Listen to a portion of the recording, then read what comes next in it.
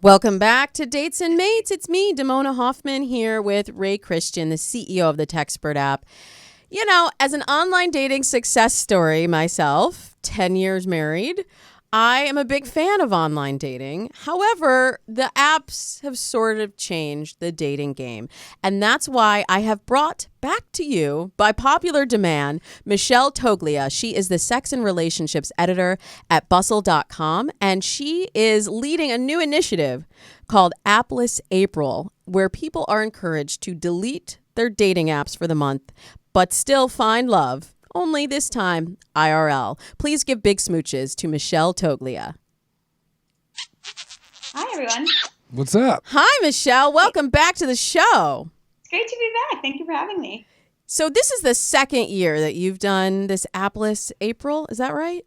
Yeah, this is the second year. We started it last year. It was a smaller initiative last year, just sort of inspired by my own dating app struggles and online dating fatigue.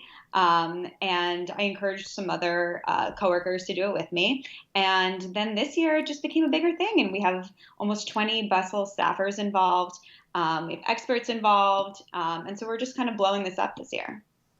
What do you think, Michelle, is the biggest dating app frustration for millennials today? I think people that use dating apps, they think that other people don't take it seriously. And I think that there's sort of this, people have become so used to screenshotting conversations and screenshotting funny profiles and weird bios. And I think that we've sort of lost, humanizing people on them. So I think that the gamification of it has sort of like exploded. And I think that it's hard, even if you are looking for something serious, it's hard to look for something serious on dating apps. And I think that we have a lot of expectations with them, just like any other app that's, bettering your life, you have certain expectations for those things. And when you're not, getting a lot of matches or not getting responses back, you start to feel bad, and you end up using it to validate yourself. And I think that, I think a lot of millennials are feeling burnt out by that and feeling fatigued. Yeah, I definitely, I've been in the online dating space for a long time. And I definitely have seen the dating app burnout. And it was always a thing, but I think now the speed of communications has increased. And so the number of interactions that you have has increased, and then the amount of disappointment, of course, increases too. So I have always been a believer in taking a break, which really surprised some of my clients sometimes when I say, well, if you're burnt out, like, just stop. And they're like, what? You're like an online dating guru, and this is how you met your husband. And how can you just tell me to stop? Because when you're in the wrong headspace, when you're feeling burnt out about it, you're not bringing the right kind of energy into a date. So what did you learn last year from taking a break yourself, from doing this on your own? Did you come away learning something more about yourself or about how you were, in the dating process when dating apps were not a factor for you? Yeah, well, so the interesting thing is that what also inspired the campaign was I had never really dated without dating apps before. I became single in 2013, and that's when Tinder came out, and then Hinge and Coffee Meets Bagel, and so the only way I knew how to date was through dating apps. So that was also kind of frightening to me. So I was like, you know what, I should really try dating offline. Was it as scary as you thought it would be? It wasn't scary, but it's hard. It is really hard. And it's hard. It's also hard because my learned behavior was to use apps. And so I think I had to retrain myself. So one thing that, we're doing this year is we gave out an action plan of like, okay, so you delete your dating apps, now what? Because last year, a bunch of us deleted our apps and we're like, okay, so where do we meet people? How? Where do you go? What do you say? So this year we sort of gave all these actions to help people, just change their dating behavior, try new things, take risks. I think last year I learned one, that it was hard to meet people in real life when you don't change your behaviors. And then two, I think I realized that I actually really liked being single. And I think that dating apps, being so used to them and letting them affect me, they made me feel bad about being single, and I let them make me feel bad about being single. When I wasn't getting messages back or people weren't responding, I was like, oh, I'm not doing well at dating right now, and I don't think that's the right way to approach it. I think dating apps are great ways to meet people, and I've met a lot of people on them, but I also think that you have to have a different attitude about them, and they're almost a supplement to meeting people in real life. And so I think those were two really big things that I took away from it. And also another one was I realized that I don't like dating apps that have endless options. I realized that was overwhelming me, because then when I went back on them in May, I was so overwhelmed by apps like Bumble and Tinder, because there was just endless options. And I realized that, I'm better off with ones that have like a set amount of matches, so I can just focus on that. Mm-hmm. So Michelle, this is Ray here. I love this concept because I'm also a big believer in like keeping clean headspace. And I think Yeah, these dating apps can really just muddle up your headspace, and totally. they're time consuming. My question to you is, why do you think these app connections, so the people you meet through apps, can be so weak at times, leading to like more ghosting and more people getting stood up? What is it about the apps that kind of engenders that?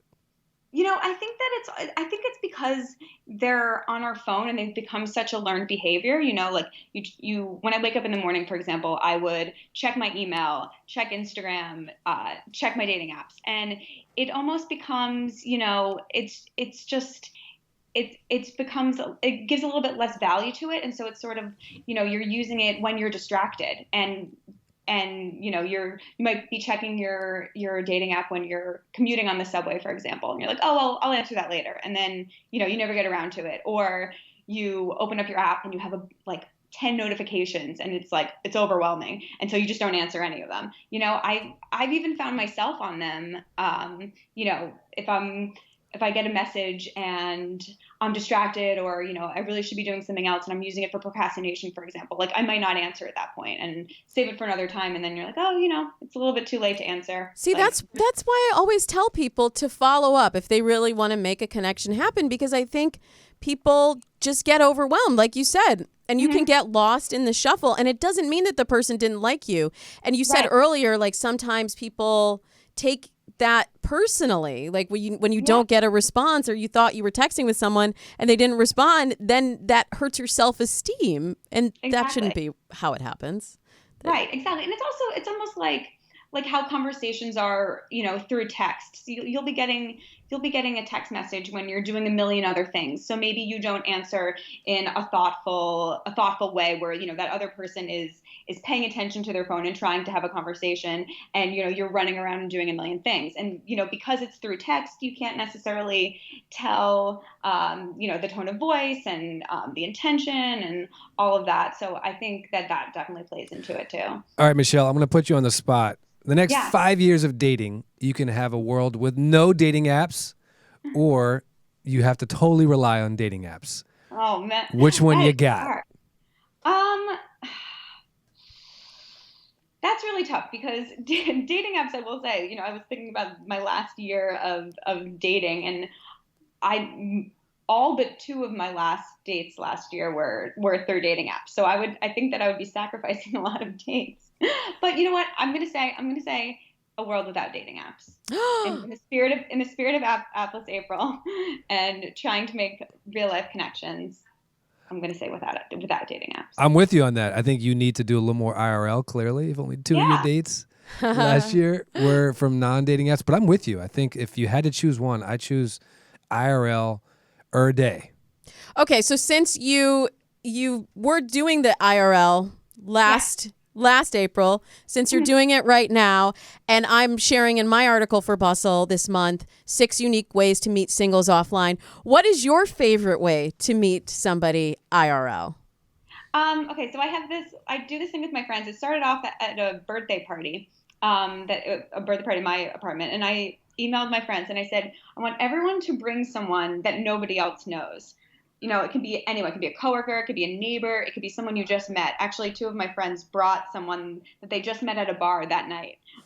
This guy was visiting from London, and they were like, "Hey, come to a party." And so my apartment was filled with people that didn't know each other, and it was so much fun, and it was such a great way to meet people, especially I've lived in New York for 7 years, and so I feel like sometimes I know all my friends' friends, and I know all their coworkers and their college friends and all of that. So I thought that, this was an easy way to just bring new people together in a party environment. And at the end of the night, was all of your jewelry still in Yeah. in its place? Okay. Everything, Well, everything. but I think there's a lot of fear now in dating that didn't used to be there. And a lot of times people say to me, well, I'm scared to date offline. I'm scared to meet strangers because they think, well, I don't know that person. And now in a world where you can Google anybody and anything, there's this feeling of a stranger coming into your space or meeting a stranger out might be putting yourself in the way of danger. I think you're totally right. And I think, especially with certain apps, some apps even reveal someone's last name. So you can find them in a second, and you can also see, your mutual friends. And, even if you don't ask your mutual friend anything about them, you feel like they're a little bit vouched for. So I think that, there's definitely like a safety net there. Which is odd because I think online dating used to be seen as a dangerous thing, but now, with all the information out there and everyone's Instagrams integrated into their profiles and that sort of thing, there's definitely a safety net. And then it's also a way to know that people are single. I think that I realized last year, a big fear of mine, when I'm out at a bar, for example, and trying to meet people is I don't know who's single at the bar. I don't want to, go up to someone and start talking to them and, then realize that they're married or have a girlfriend, and I think with dating apps, they're, for the most part, everyone on there is single, but I never worried about that, but that got me into trouble a couple times. Welcome to the world of being a guy. You have no idea. You just got to go in. But I like that Michelle said that she would talk to people at a bar. I'm all for like female empowerment and women taking initiative. I have a theory that this concept that dating apps actually make it faster and easier to get dates is fool's gold. Because, yes, it's like one swipe, hypothetically, then you're talking to someone, and then you can get a date. It just doesn't really work like that. I think even Tinder came out, and they said that 99% of their matches don't end up in a date. That means you have to swipe a ton, and then even all the people you match with, 1% of them you're going to actually get a date. It seems like a lot of work. Yeah, it is. It's totally time consuming. I think even Hinge had a survey that 1 in 500 swipes equaled a number exchanged. It's like, that's a lot of work. Jesus. 1 in 500. It's a lot of work, but when it works out, it's so good. Exactly. But I found when I was online dating that the online dating experience really primed me for being better in person because it just ramped up my dating experiences. And so I think if there's anything that we can take from the experience we had before Apolis April, just knowing how to still connect with people on a date, like that's really where the magic happens. So I'm glad that you're doing Apolis April, and I know you're very busy, so I'll let you get back to Apolis April. But if there's any final parting words for the people that may be a little nervous about dating offline and going app free and appless this April, what would you tell those people that are still on the fence? I would tell them that it's also a great opportunity to sort of take inventory of your dating life and think about, take a step back and think about what you're really looking for and what you want and also what you're attracting. I think that was something I really took away from it last year. And know that, meeting people offline is great, and online dating is great as well. And this isn't, meant to say dating apps are bad or they don't work, that it's just really time to take a break, reevaluate it, and maybe change your behavior when you do go back on in May. Well, that's great advice. I'm inspired, even though you won't see me on the apps in May. I'm really glad that you're doing this and that you are encouraging people to get clearer on who they are, what they want in a relationship, and find other ways. Online dating isn't everything. Dating apps are not everything, and you have to continue to keep the other tools in your dating toolbox sharp. So thank you so much for joining us, Michelle Toglia of Bustle.com. Make sure that you follow all of Appless April. There's so much great content that will be on Bustle.com. You can follow Michelle on Twitter at Michelle Toglia. That's Toglia. And you can follow our friends at Bustle as well. Thanks so much, Michelle. Thank you.